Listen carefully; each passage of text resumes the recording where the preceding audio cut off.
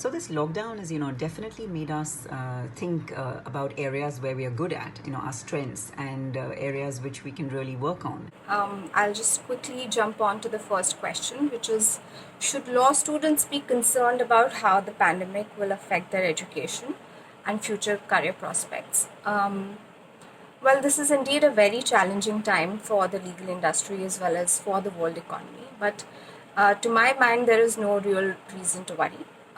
Crests and troughs form part of life as we know it in any case.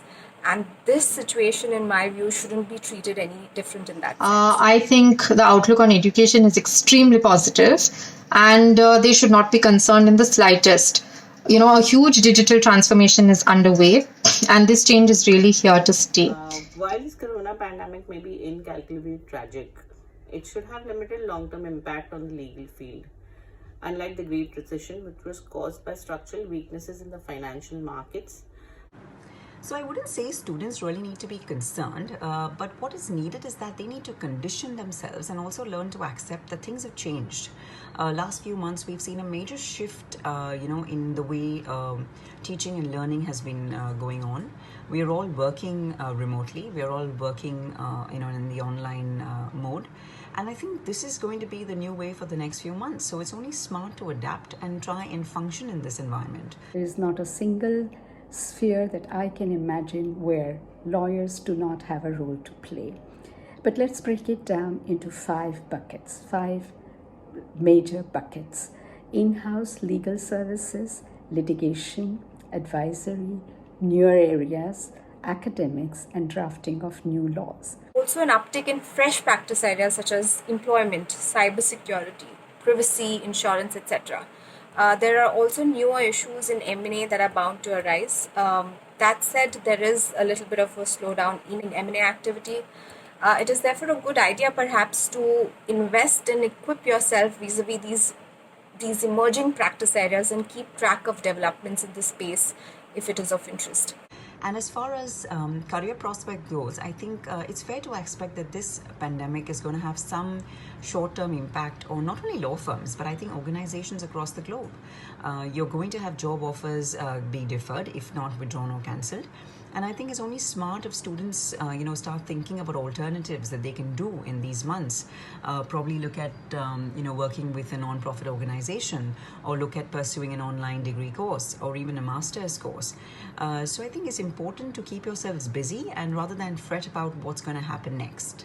In terms of, students, they are digital natives. As millennials, they're very accepting of technology, and they will be very adaptable and flexible to moving online. Lots and lots of opportunities for young lawyers to participate in this system. And we can only see more and more lawyers needed to support the team, support the corporates to deal with these challenges that they are facing. Litigation remains all-pervading. We are already moving to online courts. So far as the second question is concerned, which is what is your advice to law students and young professionals? How should they utilize their time during this pandemic? It's the best time to upskill, not just for students, but also for professionals. Spend time in brushing up your communication skills, learn new presentation techniques. Students and young professionals starting out can work on their research skills.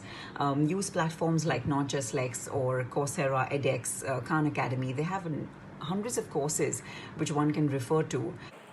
I think what's also important is embracing the e-learning mode, and that will ensure that there isn't much hindrance to your legal education. However, what's important is that the subject matter of your education must be relevant and up to date.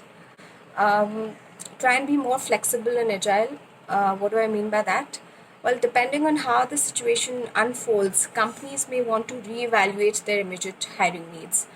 However, there could be alternative avenues that one could explore, and these could be working as a paralegal in a law firm or working on a contract-based legal appointment. So just be open to these possibilities, at least in the short run. What my suggestion to law students would be in terms of long-term goals. Look at the task that you can do today to help you work better in tomorrow's world. With that in mind, remember that a traditional career path is not the only way to do this. Learning a new language that might help you for further studies, for LLMs. You could volunteer for virtual internship. And for young lawyers, obviously, I think you guys could reach out to clients. In case you are working, reach out to your clients, reach out to your partners, ask for any help that could be provided. I would say read about, different areas of law, read about fintech, sports law, technology law, things you're not taught in law school. I think this is the time where you can really invest wisely and read as much as you can. Another very important thing is try and get digitally savvy. I mean, with the kind of technology law firms are investing in today, I think having knowledge of these applications like artificial intelligence, understanding machine learning, data analysis, I think it's something which is going to set you apart, and you're going to be a very valuable resource to any firm or organization that you join. Similarly, while prestigious law firms may seem very attractive, do embrace or do consider, let's say, an offer from a smaller boutique firm that practices in a niche area. I think for students who are interested in litigation, have no fear at all. Disputes are bound to increase. We are seeing a rise in the number of contractual issues that are surfacing. So be positive, and there is nothing really to fear. Lastly, be aware that artificial intelligence in legal profession is very real and is likely to change the face of the profession in the coming years. So it is therefore important that you develop the agility and diversity in the knowledge base from a very early stage.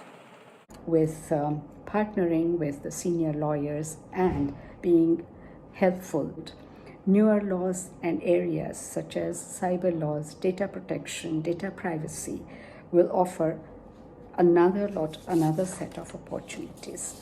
The need for good lawyers to draft clear, precise, unambiguous, and relevant laws will grow.